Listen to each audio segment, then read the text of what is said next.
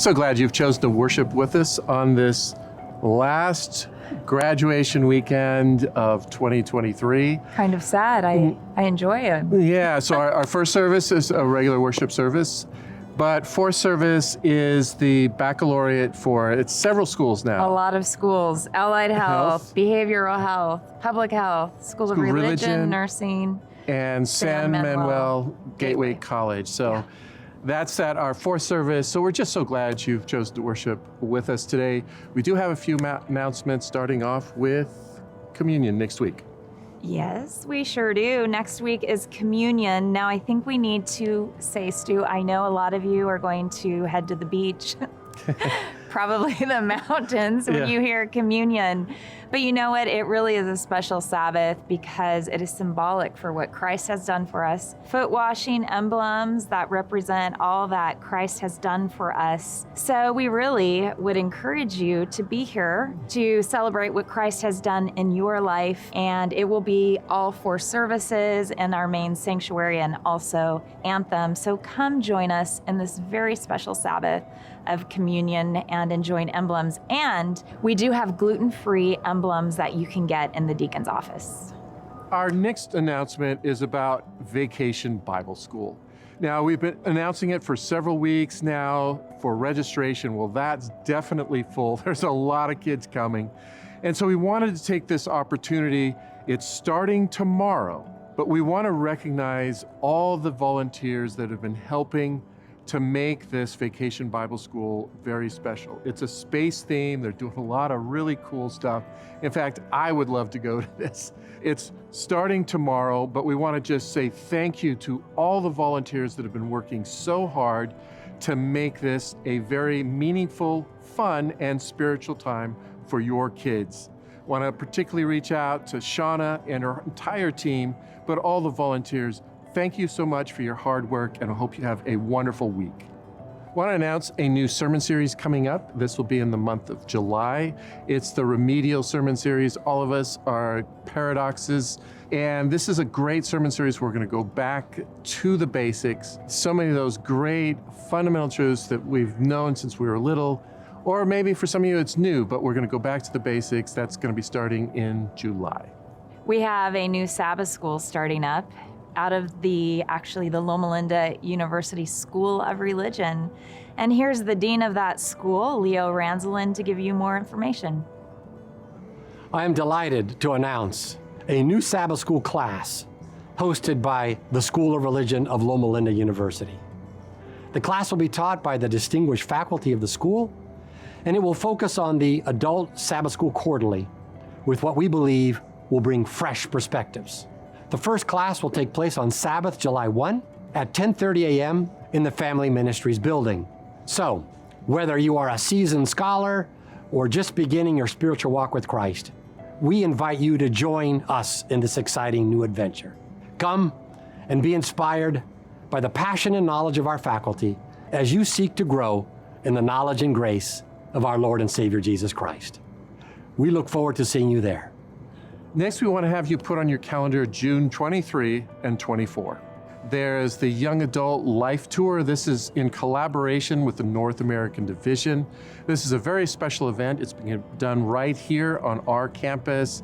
And it's an opportunity where churches can partner with the NAD to empower young adult ministries, and just want to make sure you put that on your calendar. It's June 24. Our U-Reach ministry is going to Kenya in July. They're going to have a fundraiser, and here is Israel to give us some information about that and what it'll look like. Israel? Hello everyone, my name is Israel Peralta, and I work at U-Reach with the Missions Department, and we're getting ready for our mission trip to Kenya. And a few items that we can use help with are some eye lubricant, sunglasses, and old or some new if you have eyeglasses. You can drop them off here at the U-Reach office on the corner of Anderson and Barton Road. Also on our website, you'll be able to see any other items that come up that we could use help with. Thank you so much, and we appreciate your help.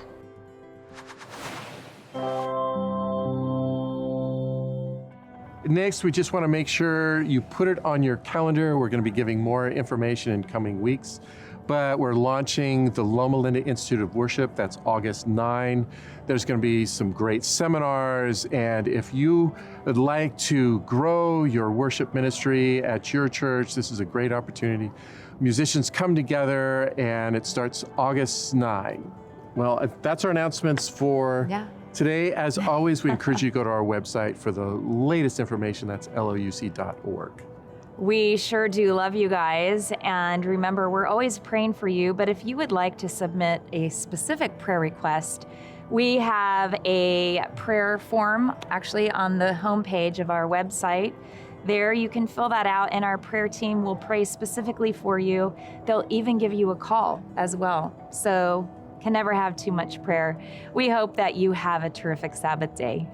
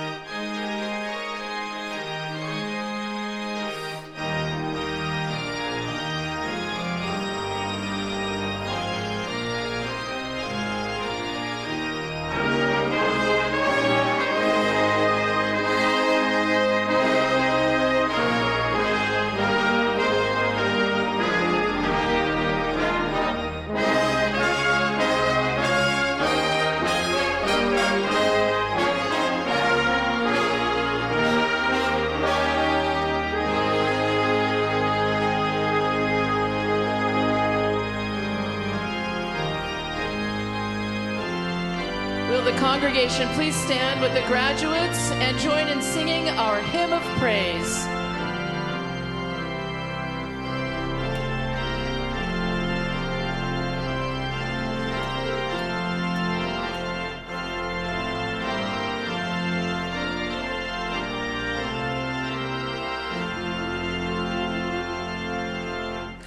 Come now, Almighty King, help us thy name to sing, help us to praise.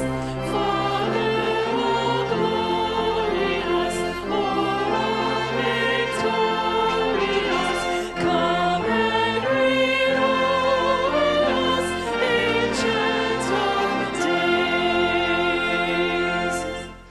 Come thou incarnate Word, gird on thy mighty sword, our prayer attend.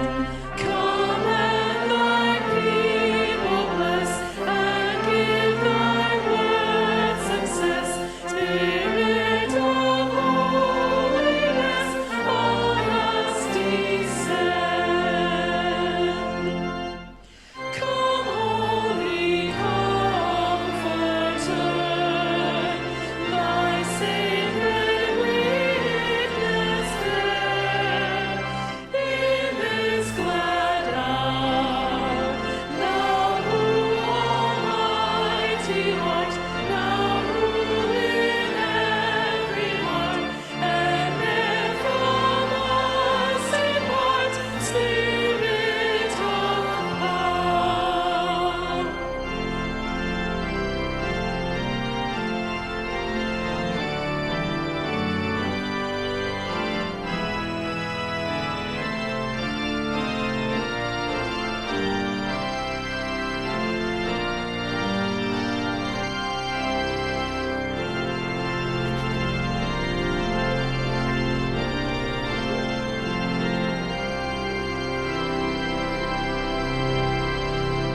To thee, great One in three,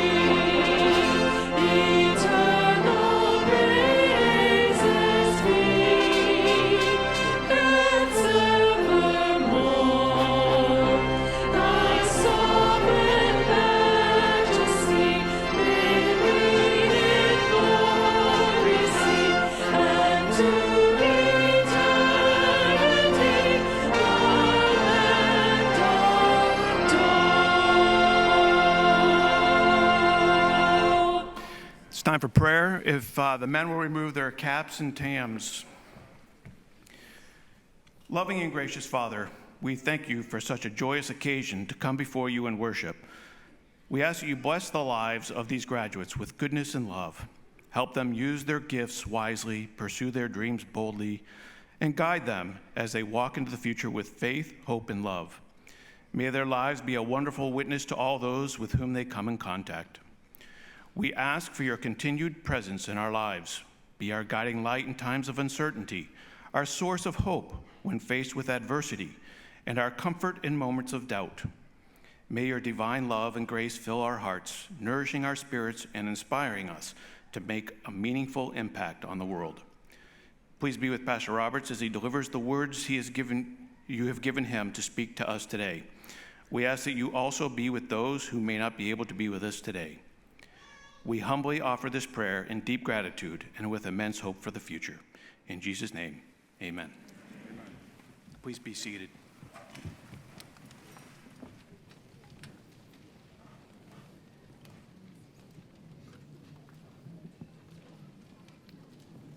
One of the most well-known phrases for those of us who claim the Christian faith was uttered by Jesus as he hung on that cross clinging to life.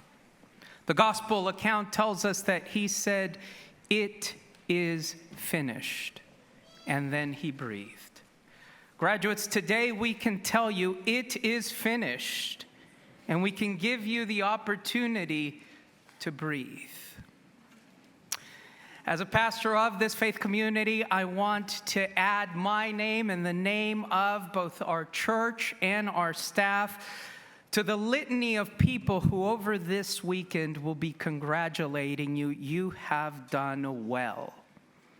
But lest you fall into the temptation of believing that you have nothing else to do, know that as soon as this step in your journey concludes, another one commences. As you form part of a long list of proud alumni who have decided to commit their lives to that which holds and binds this institution together, to continue making humanity whole. So for now it is finished, but we are thrilled to see what God will do in and through you in the years to come. And now it's my pleasure and privilege to introduce my good friend, Dr. Ronald Carter, Provost of the university, to welcome you on behalf of this institution. Thank you, Pastor Miguel. It really is an honor on behalf of Loma University to welcome all of you to our second graduation weekend. 2 weeks ago, the schools of medicine, pharmacy, and dentistry had their baccalaureate and commencement services. 2 days ago, we began the festivities here with hoodings and parties and all special kinds of dedication events. And yesterday, the School of Public Health had its commencement, and also, yes, you were there, as well as the commencement for San Manuel Gateway College. I see a number of you have come. I expected many of you to be already out trying to light the world with your enthusiasm, so thank you for being here for this dedication. Weekly, you, the students, would come here for University at Worship and to talk about mission-focused learning. Last night was a beautiful service dedicated to service, the many, many students who go internationally and many who stay here and work in the local area. Service is the cornerstone of Loma University. Today we get the privilege of hearing from a number of students to share their story of attainment here at the university. The baccalaureate is a special time for the faculty behind me, for your loved ones who have been with you all along, to offer special prayers of dedication to your success. May God be with you.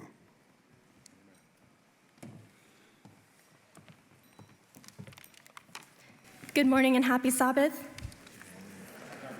My name is Kathleen Junio, and I'm graduating from the Clinical Laboratory Science program.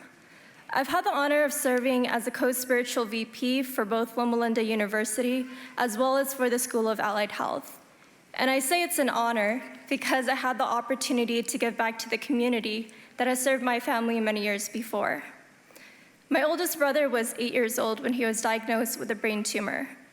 At the time, my family and I lived in the Philippines. We didn't have enough money to afford his treatment, but God had a plan. He used his people far and near to provide for our needs. Family, church members, and the Adventist Sanitarium generously offered their aid.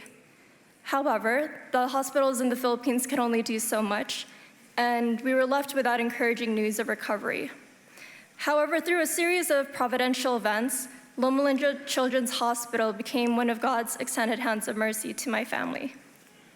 2 doctors from Loma Linda were impressed to take on a case all the way from the Philippines. And with their efforts, the Children's Hospital accepted my brother's case on a compassionate basis. When my parents arrived at LAX with my brother, they didn't know how they would reach Loma Linda, but where God calls, he provides. Loma Linda went beyond expectations by sending a helicopter to pick up my family from the airport. My parents and brother arrived in a new country, facing their greatest challenge away from loved ones, but they weren't alone. Loma Linda once again stepped in and provided for my brother's funeral, and this happened when the worst things came to be and my brother eventually passed. The hospital also gave us the privilege of sharing God's blessings to others by donating my brother's heart and lungs. We were strangers in need of help, and Loma Linda showed us compassion by reaching out to us. Through their service, we were able to do the same. Now, this is the kind of service that Loma Linda seeks to inspire in others. This is the service that inspires me, not only as a recipient of that service, but now as a graduating student from this university. For years, Loma Linda has held a special place in my family's heart, and now it holds a special place in mine. It has shown me that the mission of service is a life fulfilled with God's purpose. You know, I used to think that this was solely my parents' story. However, as I wrote this, I came to realize that this is just as much my story because of the impact it had on the trajectory of my life. The service of Loma Linda, along with my parents' trust in the Lord during that time, has ultimately shaped my life and faith over the years. My family never planned to leave the Philippines, nor did I ever imagine to come full circle and attend Loma Linda. But I'm standing here today because God had a greater purpose. He brought me back to where it all started, and during my time here, he has shown me that there is joy in serving with him. Each of us here are here today because God has a greater purpose. So to the graduates, as we step into this new season of our lives, into the unknown, let us have courage knowing that God is by our side. For the God who helped us overcome obstacles to get us to where we are right now will continue to go before us.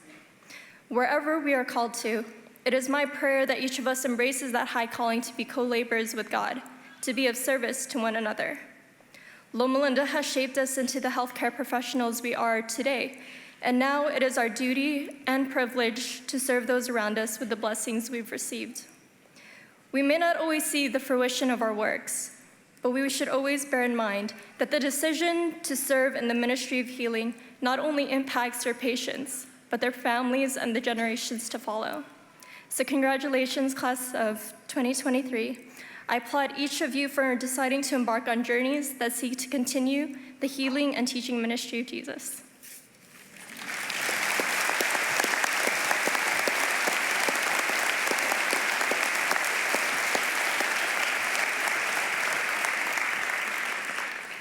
Good afternoon. I'm Tyson Charles Albertson, and I'm graduating from the School of Behavioral Health with a degree in clinical psychology.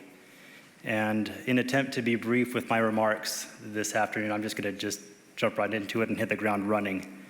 The Greek term, or the Greek word from which we derive the term therapy, is therapia, which is a term that denotes this idea of providing healing through the act of attending to and serving others. As a graduating clinical psychologist, it is my hope and desire to be part of the healing process for those that I have the opportunity to actively attend to and serve in the process of therapy. As I have engaged in the work of psychotherapy, I have become quite aware of the suffering and the pain that often exists in the lives of so many, be it physical, emotional, social, relational, or spiritual pain.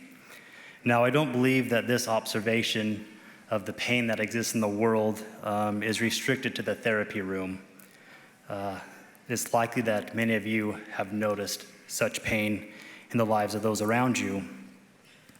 So how might we respond to the suffering and the pain of others, and what kind of impact can that response possibly have? There was a study done at the University of Virginia a number of years ago on the experience of pain. It was an fMRI study, and what they did was they had participants sit in an fMRI machine, and they tracked their brain activity as they received small electric shocks, right? Some sort of pain. And so with this exercise, they would have the participants sit alone in the fMRI machine, administer the shocks, and see what kind of brain activity there was and monitor that throughout the way. Then, as the exercise progressed, these participants would sit in an fMRI machine and hold the hand of a stranger. And then they would do it again, this time holding the hand of a loved one. The researchers found that we anticipate And the brain literally perceives less pain when we're holding the hand of a loved one. And the researchers concluded that suffering is lighter when we are bonded together. I believe that we can be part of healing by literally and or figuratively holding the hands of those around us. And I invite you to contemplate, as I have, what that might look like for you personally and professionally moving forward. I have found that our differences can be as great a source of bonding and connection as our similarities. Personally, I cannot begin discussing the process of healing without hearkening back to my spiritual beliefs and foundations, that being the lived and living life of Jesus Christ. Come unto me, all ye that labor and are heavy laden, and I will give you rest. Take my yoke upon you and learn of me, for I am meek and lowly in heart, and ye shall find rest unto your souls. For my yoke is easy and my burden is light. I hope we can follow this example by attending to and serving those around us as we literally and figuratively hold each other's hands in unity, even with our differences. Suffering is lighter when we are bonded together. Thank you.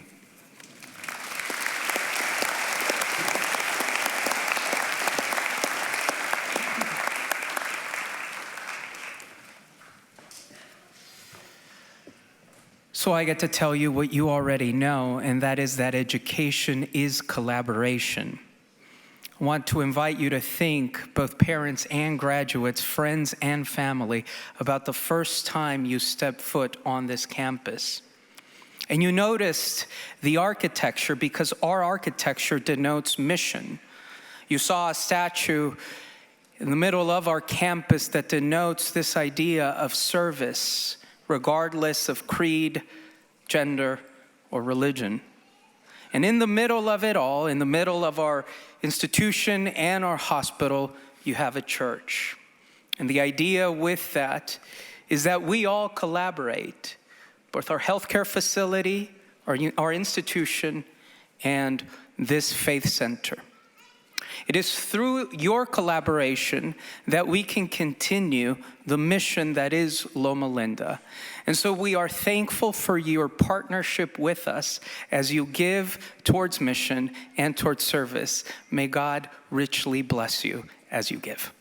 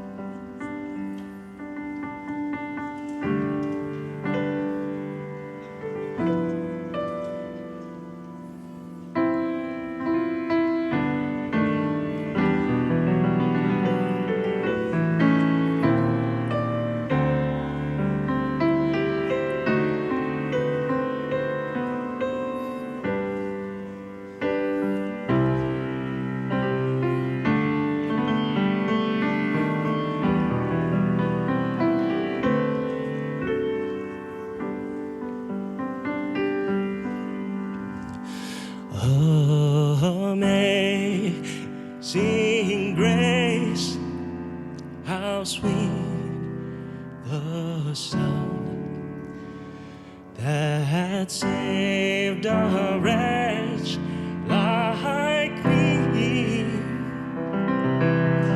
I once was lost,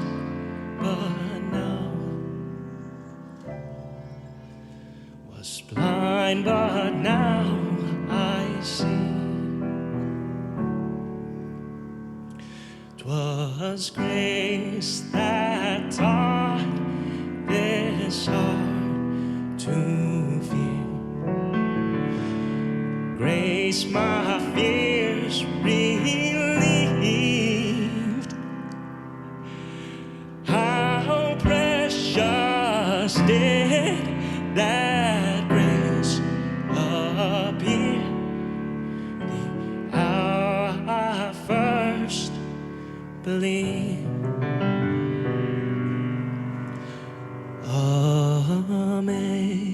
Amazing grace, how sweet the sound that saved a wretch like me.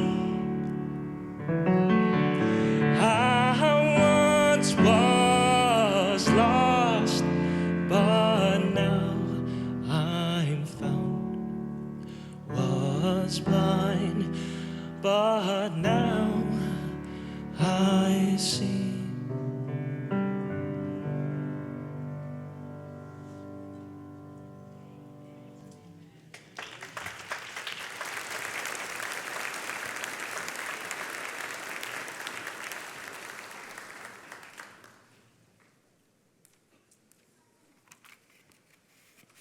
Hello, I'm Ashley. I graduated from the medical assistant program at San Manuel Gateway College.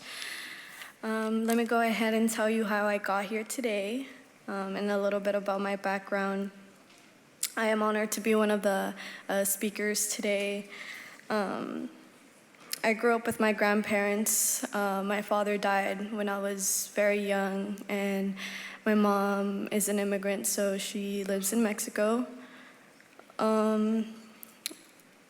So things were not the best at my grandparents' house, so at the age of 15, I had to leave. That's when I started couch surfing, from staying in hotels to sleeping in cars to staying in a small room with 5 other people. Even when things got hard, all I ever wanted to do was go to school. School was an escape for me. It was some type of peace in a way. But my mother forbid me to go to school. She kept me from it for 2 years. In the last year of my high school, I knew that I had to get my diploma. There's nothing more that I wanted. I was able to stay with a cousin to finish school, and I did. I worked hard to get all my credits I needed and receive my diploma. After that, I asked myself, what's next? I want to do more. I was so excited for college, but my mother wasn't. It hurts when your own mother doesn't want you to succeed. She didn't believe in me. I knew I had to leave that negativity behind me if I wanted to move forward. I feel like God sent me some amazing people at the right time. I was introduced to the Give Back program, and they accepted me right away. At age 17, I moved out, and the Give Back program helped me apply at a community college, and they helped me get into my first apartment. College was not easy for me. I had to work a full-time job. I was a full-time student as well, and I was taking public transportation. I couldn't keep up with everything. It was starting to be too much for me. I wasn't able to pass some classes because I was working most of the time, trying to pay rent and food and other costs. I felt very disappointed in myself. I thought to myself, maybe my mother was right. But my mentor did not let me give up on myself. She told me there's other options. She introduced me to San Manuel Gateway College. It was the medical assisting program that caught my eye. We took a tour, and after the tour, I told her I'll give this a shot. When I started the program, I was scared of failure. But once we started classes, it felt so natural to me because it was something that interested me. I never once felt alone or discouraged. I felt very supported by my instructor and my classmates and just everyone in that building. I was given a lot of resources, support, and encouragement. I wouldn't be here today without that. What once was an idea or interest has become a reality. Of course, it was not easy, but we all know that the best things in life are worked hard for.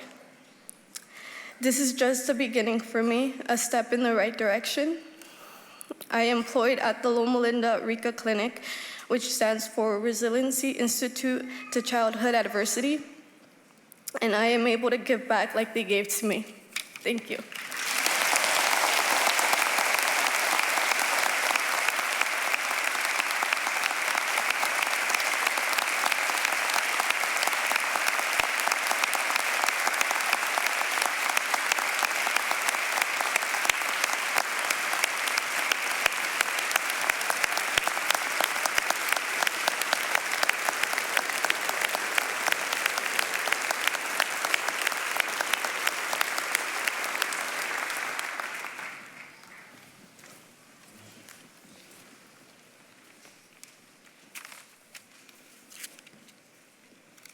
Good afternoon, everybody. My name is Naomi Olivos, and I'm from the School of Public Health. So on behalf of Loma Linda University School of Public Health, esteemed faculty and staff, honored guests, proud families, and fellow graduates of the class of 2023, it is my distinct honor to share my personal experience and testimony with you all today. As your sister in Christ and proud colleague, congratulations to you and your families on achieving this monumental milestone that required a lot of work, dedication, and sacrifice. Each of us has demonstrated an unwavering commitment to our education and a profound desire to make a difference in the field of public health. As a first-generation college student and the first female in my family to receive a terminal degree, graduation holds immense significance for me because it highlights barriers I overcame, such as homelessness, financial instability, being a caregiver to my mom who was battling cancer, and a lack of mentorship support in my educational career.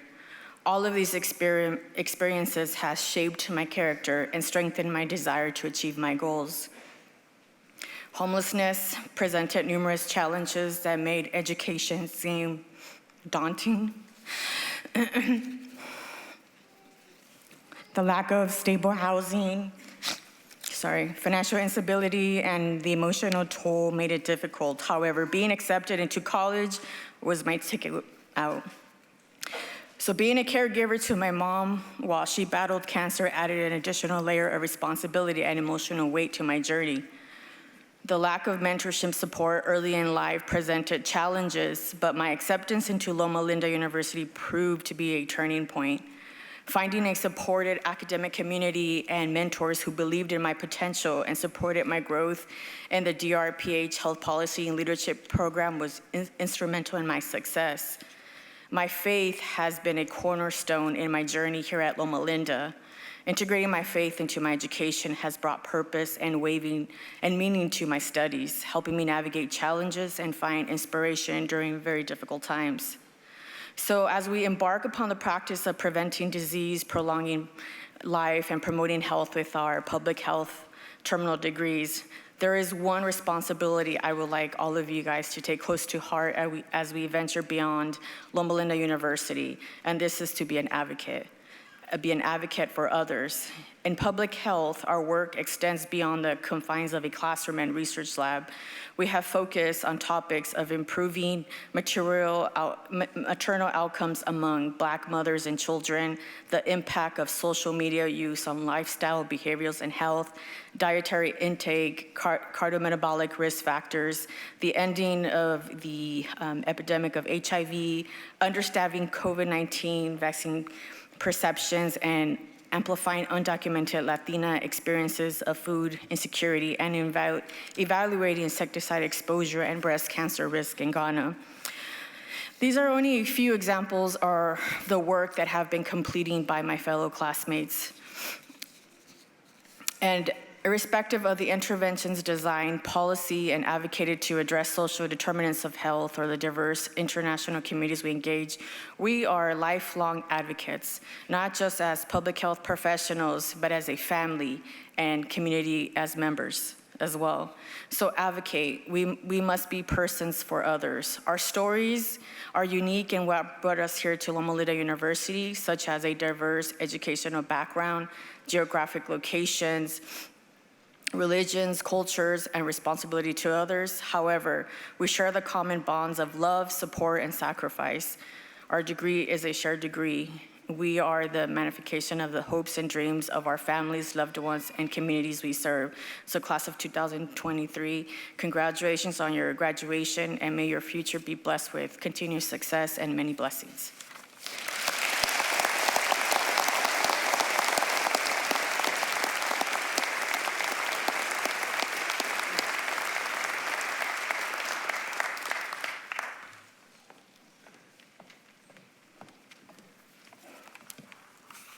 Hi everyone, my name is Veronique Narengi and I am graduating from the School of Nursing. So I'm just going to share a little story about my life. I still remember that moment when I decided I wanted to go into nursing. My dad was beginning his proton radiation therapy for his pancreatic cancer treatment. When his nurse came to educate him about his procedure, at that moment it hit me. This is what I want to do. I want to help others who are going through the same challenging situation that my dad and family are going through. I want to be there to give them the support that they need while going through such a difficult time in their lives. I still remember the awesome nurses that cared for my dad, the ones that would come into his room and ask him if there was anything else they could do for him to make him more comfortable. It was their compassion and kind and caring words or prayers offered for him, just the simplest of things that truly mattered. When I was considering going into nursing, and while my dad was still with us, he strongly recommended I apply to Loma Linda School of Nursing. So I did. I applied and I got accepted. Loma Linda University has been the first Christian education experience for me, and this is exactly what I needed. Nursing school has been one of the best decisions I have made, and I have learned so much from every single experience I have been through. But along the way, I didn't always feel this way. I'm not going to sugarcoat anything. I struggled. And as I'm sure many of my classmates can agree when I say nursing school consisted of many sleepless nights, tears of joy and disappointment, stressful nights of studying, taking exams, turning in projects, assignments, and not to mention completing those care maps. I came to a point after the first year of nursing school where I thought I could no longer continue in the program, and I questioned whether I could make it as a nurse. Thankfully, the mission trips to the orphanages in Ensenada, Mexico helped me bounce back after helping others and seeing how much I can do to help those in need. Thanks to the instrumental support and encouragement of our Dean, Dr. Brandy Richards, who believed in me and encouraged me to give it another try. Also, my gratitude to our tutoring and mentoring service center, ACE, Nancy Wolf, and professors Joanna Brugden and Isabella Moreno. I would have not enrolled in another quarter. Thank you for all the encouragement and help you gave me. My heartfelt gratitude to each of you. Thanks to all who supported my journey, my husband, my mom, my family, my friends, and of course, I need to thank God for this incredible journey. So here I am, graduating with my BSN in nursing, and even though I will not be doing adult oncology as planned, I plan to go into pediatrics, where my heart is happiest, working with children who are the hope and the future of tomorrow. In closing, I must say that I have grown so much from my LLU journey. In rising beyond hardships, my faith has helped me not only survive these obstacles, but has helped me surpass them. Today, I am most grateful to say that I have learned to put more faith and trust in God. As long as I put my struggles in His hands, everything fell into place at the right time. Thank you.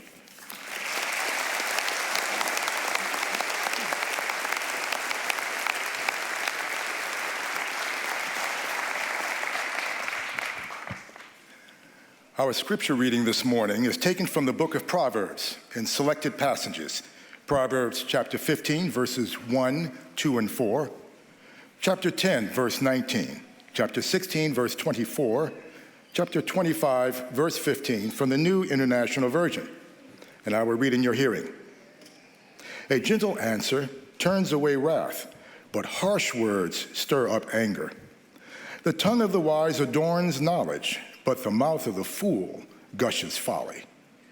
The soothing tongue is a tree of life, but a perverse tongue crushes the spirit. Sin is not ended by multiplying words, but the prudent hold their tongues. Gracious words are a honeycomb, sweet to the soul and healing to the bones. Through patience, a ruler can be persuaded, and a gentle tongue can break a bone. May the Lord add a blessing to the reading and your hearing of the word.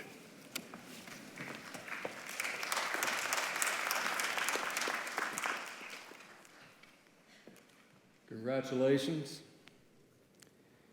I hope that throughout this weekend, you revel in the sense of accomplishment that is rightfully yours. And the stories, the amazing stories. We realize that every single cap and gown contains another story. And your parents, your siblings, your friends will hear and can tell us those stories as well. Great sense of accomplishment.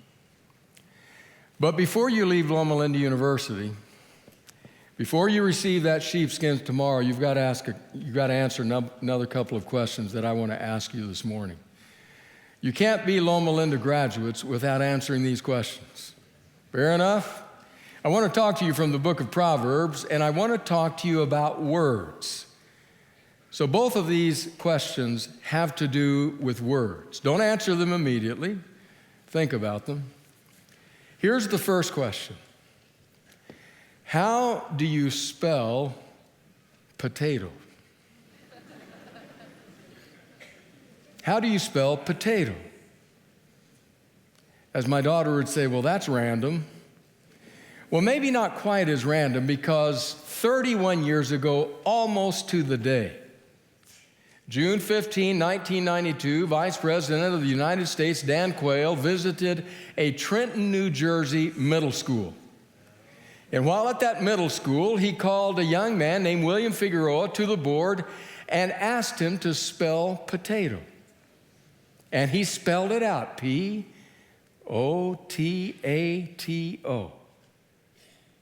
Mission accomplished, right? Except that the vice president said, well, now, wait just a minute. Add a little bit there at the end. Figueroa was a bit befuddled for a moment, and the VP said, just put an E on the end. And so he did, it's the vice president, right? P-O-T-A-T-O-E. How do you spell potato? Now, that was a great puzzle to me, because when I started elementary school, I started the first little piece of time being homeschooled by my mom. But my younger sister was born, so I was shipped off to school. We were living in a Spanish-speaking country at the time, and so I essentially learned to read and write Spanish before English. When some years later I started attending an English school, it was the most befuddling experience I can remember having. What do you mean, though is T-H-O-U-G? How do you get though out of that? Because Spanish sounds like it spells and spells like it looks. And then how can you have through, the man walked through the door, T-H-R-O-U-G-H, and the boy threw the ball, T-H-R-E-W? Neither one of them is right. And I don't understand this language. How do you spell potato? E or no E? Well, I want to help you a little bit this morning in this befuddling language. The correct way to spell potato. You ready for this? You're going to need this. You're Loma Linda grads.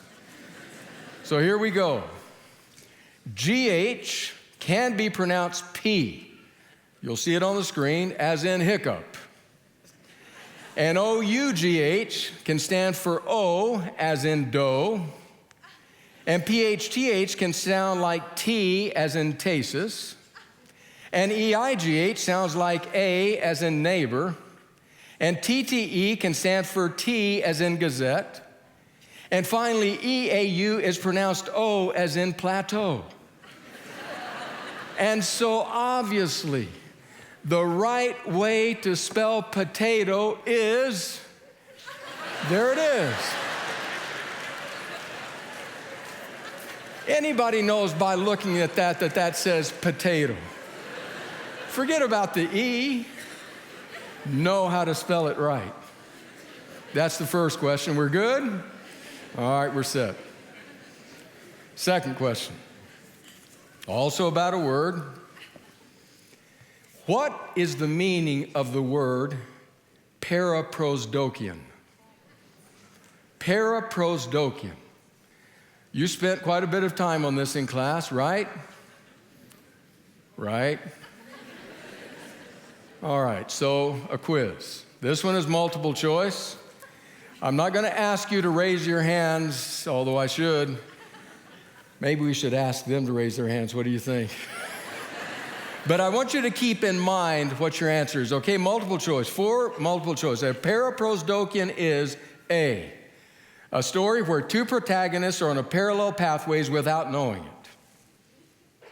B, a telling of history where one side is left out. C, a scientific theory where 2 hypotheses are exactly the same except for one major detail. And D, none of the above. All right, now I am going to ask you to vote. But I'm going to include your family, right? Because they're, family members of Loma Linda graduates. So who chooses A? Let me see your hands. A? A few? Not that many. B? Let me see your hands. Oh, man, B that's not. C? Let me see your hands. Okay, we've got a few more than that. D? Let me see your, oh, my goodness. All right. Here is the dictionary definition of paraprosdokian. Here it is. Paraprosdokian is a sentence or expression in which the second part provides an unexpected resolution or contrast to the first part. So D was the right answer. There you go. An unexpected contrast with the remainder of the statement. So here are a few examples of paraprosdokians. Light travels faster than sound. That's why some people appear bright until you hear them speak. Another one. The early bird gets the worm, but the second mouse gets the cheese. To steal ideas from one person is plagiarism. To steal from many people is research.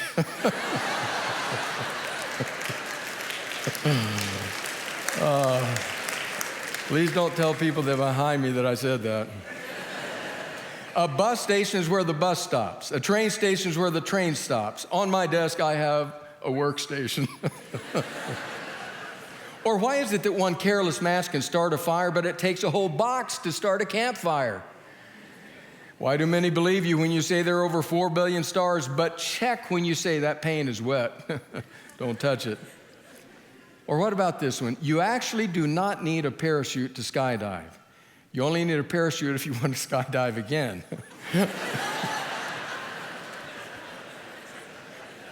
I used to be indecisive, but now I'm not sure.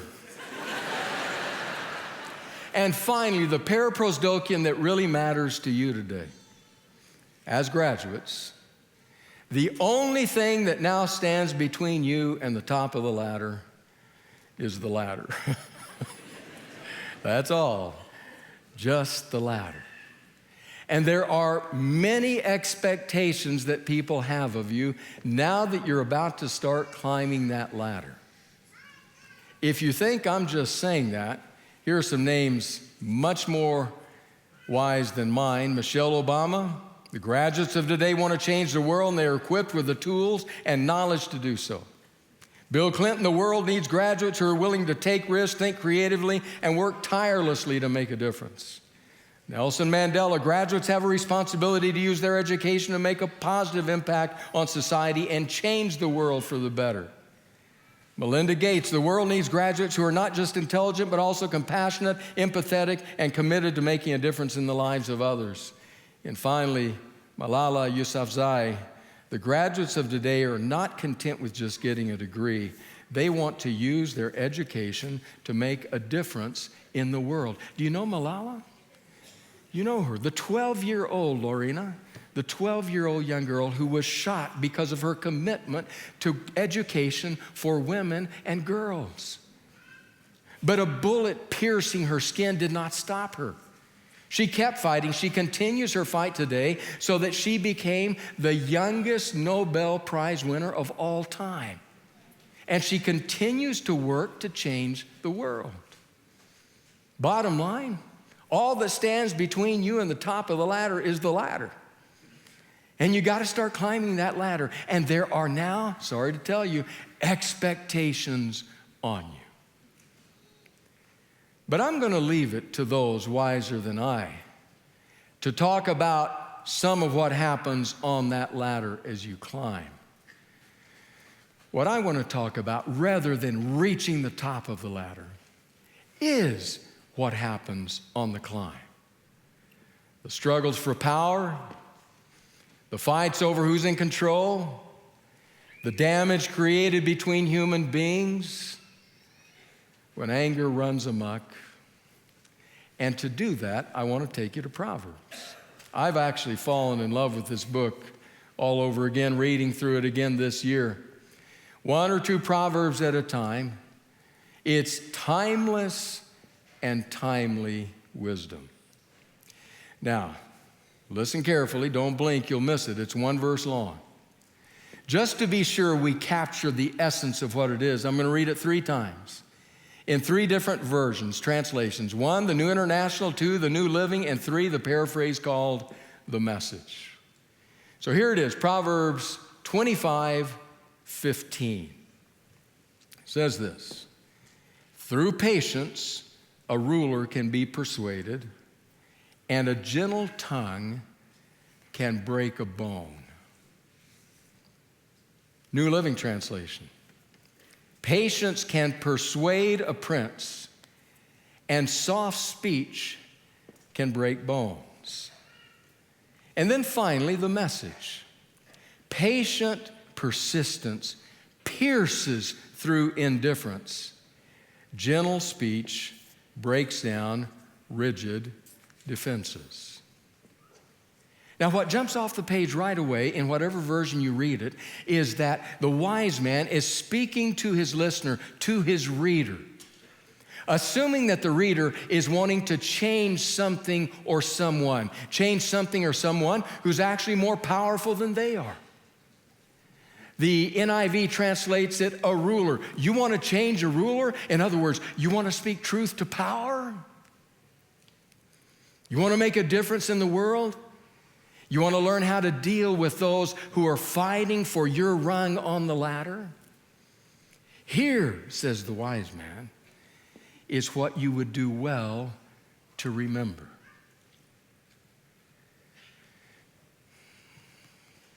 I don't know.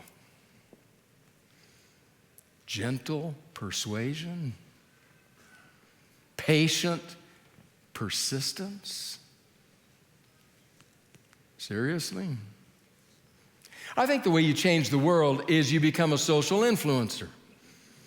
Use social media to your benefit. Get a large following. Tweet out stuff that will rile them up and keep them coming back. That will change the world. Or make sure you choose the right cause and the right people to stand beside you as you stand beside them. Fight together. You can accomplish much in that fashion. Or strategize. Think through carefully. Here's where I am. There's where I want to be. What's the way to get there?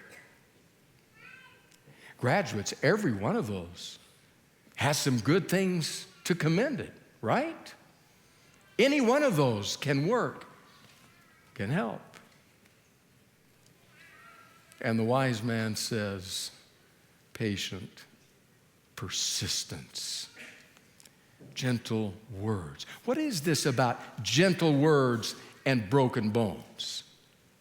It's an image, it's a metaphor from another day and time, so the brief comments of two Old Testament scholars would be helpful. The first one from Raymond Van Leeuwen, he says this: in this delightful oxymoron, the softest organ, the tongue, breaks the hardest organ, the bone.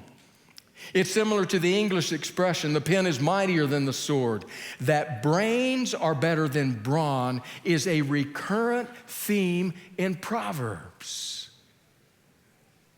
Whoa. It's not all about whether or not you have the power, the strength. The wise man has been saying, use this organ more than this one. Second Old Testament scholar, Bruce Walke, this language may have been chosen because the bones are the most rigid body parts inside of a person, and the fracturing of the bones here refers to breaking down the deepest, most hardened resistance to an idea a person may possess. Don't misunderstand. Just because the tongue is softer than the bone, don't read that to say weaker. The wise man is not talking about weakness.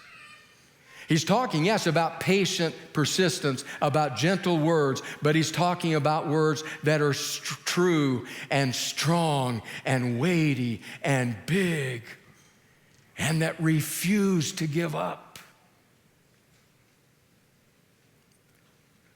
Now, unless I miss my guess, somebody here, one of you graduates, one of you family members, is saying, come on, what are you talking about? Anger is the order of the day. Now is the time to yell louder, shout more, to be noticed. Why this proverb? Well, let's be clear, and the wise man would agree with this. There are times when anger is morally required. To not be angry at certain realities is to either be apathetic or fearful.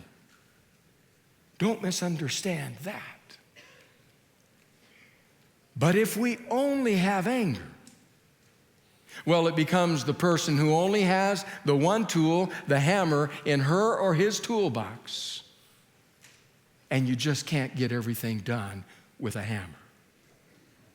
And so here the wise man says, patient, persistence, gentle words. In fact, have you noticed how sometimes when you get angry and you speak your mind, you walk away feeling really good? I told them exactly what they needed to hear. Nobody else would dare to speak it. I told them. Whenever I get to feeling that way, I think of a pastor preaching from this pulpit, probably 33, 34 years ago, sitting here and listening to him say, Clarence Schilt was his name, listening to him say, we do most of our sinning when we're right. We do most of our sinning when we're right. So then Jacob Needham wouldn't leave that alone, and he added one more piece to it. These are Needham's words. Think about it. The person who is brutally honest enjoys the brutality quite as much as the honesty, possibly more. You relate to that? That sense of righteous indignation. It's curious how when I feel it, it's righteous indignation. When you feel it, you're just ticked off.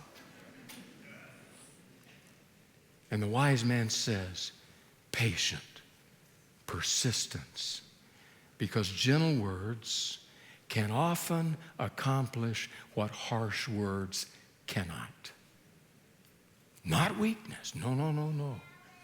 Strength, strong enough to be patient and persistent and controlled. So does that work? Can that change the world? It's almost 20 years ago in the Ukraine. It's time for the elections. Viktor Yushchenko, the rival candidate, was certainly going to win, was he not? The people against their government had risen up in support of Yushchenko. Surely he was going to win. This was the day, and yet there were questions as to whether or not the government would allow it to be. The writer Philip Yancey writes about that event and that day with these words. Yancey says, that evening the state-run television reported, "Ladies and gentlemen, we announce that the challenger Viktor Yushchenko has been decisively defeated." However, government authorities had not taken into account one feature of Ukrainian television. The translation it provides for the hearing impaired. On a small screen insert in the lower right-hand corner of the television screen, a brave woman raised by deaf-mute parents gave a different message in sign language. "I'm addressing all the deaf citizens of Ukraine. Don't believe what they say. They're lying. And I'm ashamed to translate these lies. Yushchenko is our president." Gentle, persistent truth. No one in the studio understood her radical sign language message. But people who could not hear watched, and they understood. And they began what became known as the Orange Revolution. Listen to Yancey again. They text messaged their friends about the fraudulent elections, and soon other journalists took courage and likewise refused to broadcast the party line. Over the next few weeks, as many as 1 million people wearing orange flooded into the capital city of Kiev to demand new elections. The government finally buckled under the pressure, consenting to new elections, and this time Yushchenko emerged as the undisputed winner. Just silent truth. Yancey concludes, our society is hardly unique. Like the sign language translator in the lower right-hand corner of the screen, along comes a person named Jesus who says, in effect, don't believe the big screen. They're lying to you.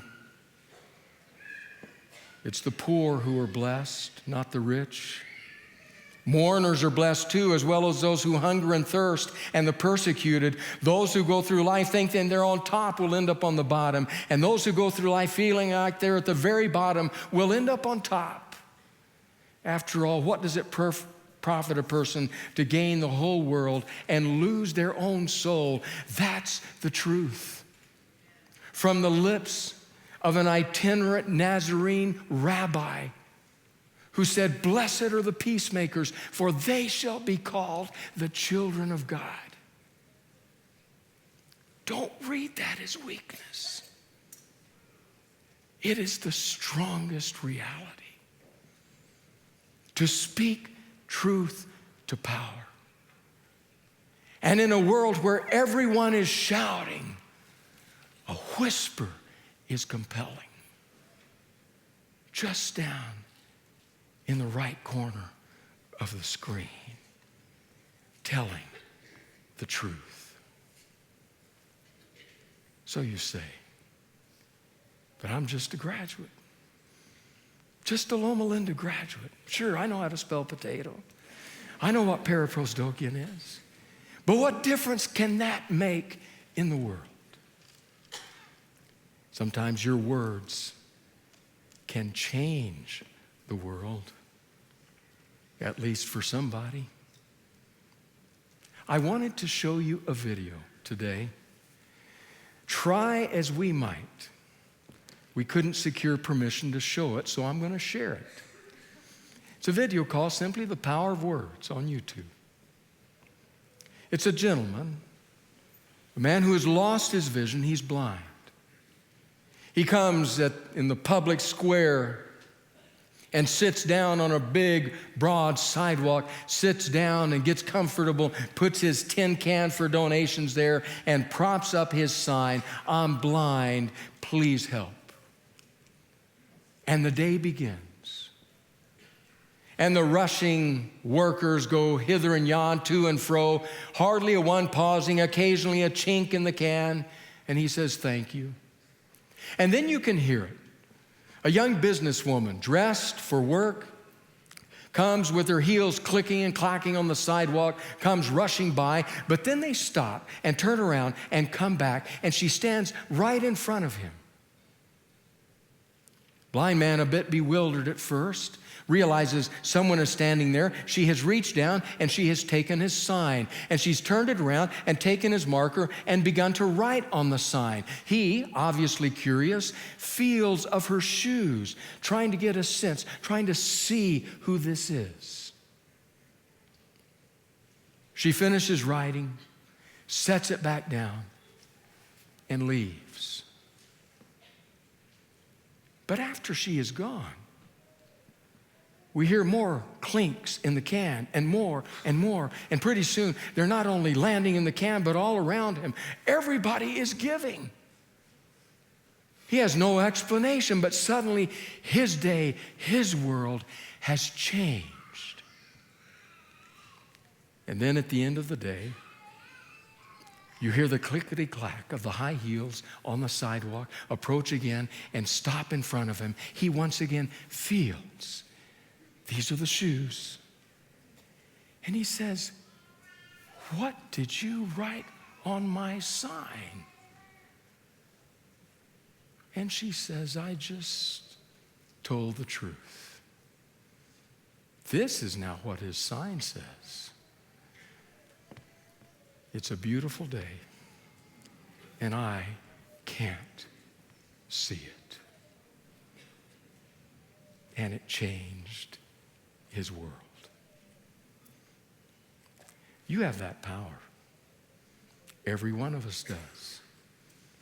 You have the ability to do exactly what the wise man says here, to speak truth to power.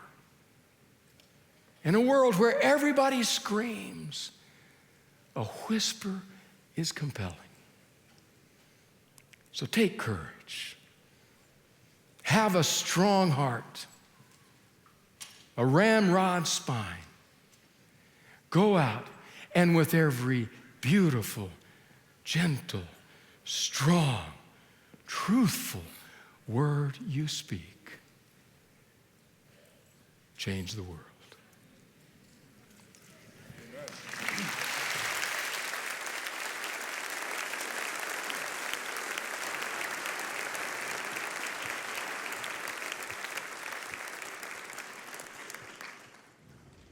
As I started on my walker this morning, our aging German Shepherd, now with a limp, insisted on going along. I slowed my pace for she could keep up. I could hear the early morning warble of a robin, in the distance a trill of a rough-sided towhee. As I headed up Pisgah, it's always fascinating what botanists come up with, the names of flowers: Parish blue curls, Mary blue eyes, scorpion weed, suncup, the Lord's candle, the majestic flower of the chaparral yucca. Partway up, I passed some bear tracks in the hardened mud from this last storm. And as I reached the top and looked out across the valley, of course it was covered with a marine layer. Couldn't see Loma Linda, couldn't see anything down here, though I was in the sun. I thought, graduates, there'll be times in your life like that. You can't see the sun. You're not sure what lies ahead. It can be confusing and daunting. But Pastor Randy shared with us this morning, indeed, the challenge of going out with gentle persuasion, to have the confidence of who you are and whose you are. That's the virtue, I believe, that you have learned here at Loma Linda. The gentle boldness that it will take to change the world. So thank you for being with us. Thank you, Randy, for all the years, this year and the other years, that you've blessed us with your wisdom. It's a pleasure to be here as part of this endeavor. One quick announcement before prayer. Some are predicting rain tomorrow. If that happens, watch your apps, because we may be running shuttles from the parking service if indeed it's raining throughout the course of the day. And now please stand for our prayer of dedication.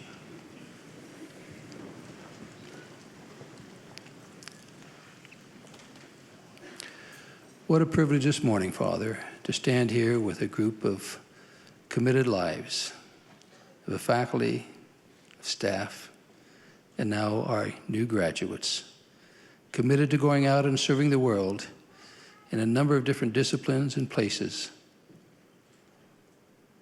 They spent the last few years on this campus, Father, absorbing wisdom, understanding, values.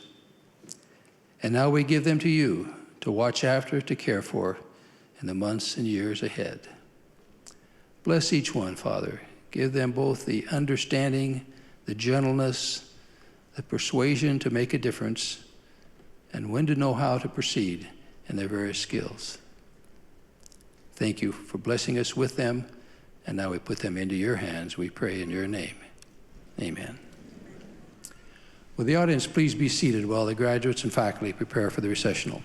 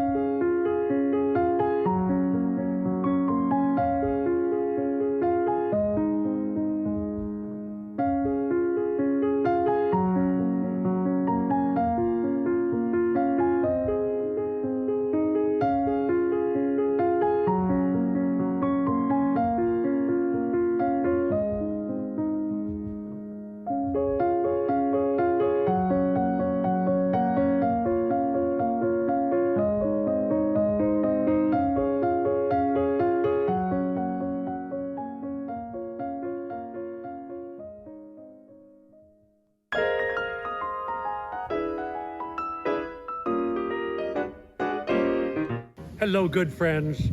I hope you've had a wonderful week. I have lots of exciting things going on, and sometime maybe I can tell you about them, but for the time being, this is Sabbath and time for greetings. Hello, Isabella Schmidt, part of our University Church family. 9th birthday, Isabella. Congratulations. And so glad to see you with these special photos, particularly this one with your darling puppy. Bradley Nelson, up Crestline Way. So glad to be in touch with you, Dr. Brad. And we appreciate all the ministry you've done in Africa, and to be back with us with your tuba in the Sanctuary Brass, and then with the Tune Study Men's Choral. Doreen Sample, Washougal, Washington, 74th birthday, Doreen. Warmest congratulations to you up that way.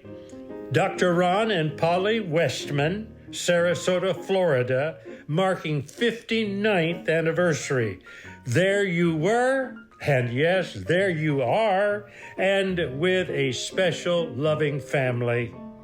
David Simonis, DuPont, Illinois, 64th birthday for you, sir, with your two loves, your wife Jackie, and yes, that motorcycle. Sandra Mias-Bushi, right here at the villa. Hello. Sandra, congratulations to you for your birthday, and that goes for you too, Margaret Nick, also a part of the villa family. Happy birthday, you ladies. Rita and Ralph Roberts live at Rio Del, California, and they're marking 66th anniversary. It all started graduation day at Walla Walla College. There they were, and yes, here they are. Great to be in touch, friends. Bonnie Smith, Maine, Tillamook, Oregon. Bonnie, I knew your parents way before you did. Dear friends, Bill and Sue Smith, and now you're marking your birthday, and we congratulate you with your friends, the kitty and those darling children. Bernadine, Bernie, Irwin, right here, University Church. Congratulations, Bernie, on another birthday. Always glad to be in touch and greet you. Lolly, Lolita, Vilania, right here, University Church. Congratulations, lady, on your love for flowers, and then with the new love in your life. Congratulations. Hello, Del Orser, Athol, Idaho. There you are with your arms and heart around one of the dear men in India you visit, and then your dear wife, Bonnie. Marta Salcedo, happy birthday, Marta. So glad to see you there with Fernando and 3 of your 4 daughters, and then all 4 of them. Artis and Grant McPherson live in Shelton, Washington. There you were, and there you are. Congratulations, friends. Dorothea Townsley Ragsdale lives in Riverside, California. Yes, there you are with your late husband, but I'm here to give you a warm birthday greeting, Dorothea. Michael Lepang, look at this montage of pictures. This man has connections, and particularly with his dear wife, Helen. Sharon Carnes, Malibu, California. Sharon is there with a couple of friends, and then with dear Art. Congratulations, Sharon. Lynn Sleeth, happy birthday to you, and with your friends there. Courtney Jepson, I remember you back in Newberry Park days at the Academy for you, and look at you now with that darling little one and with your husband, Ben. Hello, Melvin Johnson, Almsville, Oregon, 92nd birthday, Mel. Wow, we go back to Walla Walla together. Congratulations. Sherry Mack, San Diego, California. Happy birthday, Sherry, and glad to see you there with Dr. Keith. Bobby McGee, Phoenix Adventist Worship Center. Yes, with his horn, and then with dear Robin, and they are with their tall sons. Mana Manukian, right here, University Church. Happy birthday, Mana, and glad to see you with your mother and other family. Colleen Laudenslager, yes, a happy grandma for sure, and with your late mother, Merlo, and then the rest of your family. Carol Halverson, Crystal River, Florida. Happy birthday, Carol, and as you love to be with children. Vera Bach Davis, South Lancaster, Massachusetts. 90th birthday, Vera. Congratulations to you with Dean and other family members. Gabriella Gimbel. Hello, Gabriella. Always glad to be in touch with you. And I wish you all the best for your birthday there with Alina and another dear friend. Julie Stewart Bruce, Colorado Springs. Hello, Julie. Glad to see you. And with John and your daughters. Jen White, Associate Pastor at Simi Valley, California. Hello, Jen. Happy birthday, lady. And glad to see you with Phil. Stacy Belliard, a part of the University Church Orchestra there with Juan, and yes, with her violin, son, and Juan. Nikki Gonzalez, 80th birthday, Nikki. Congratulations, lady. There she is, the flower girl. And wow, in this picture with Alex Trebek, and then with Ramon for their 59th anniversary, seeing them with grandchildren.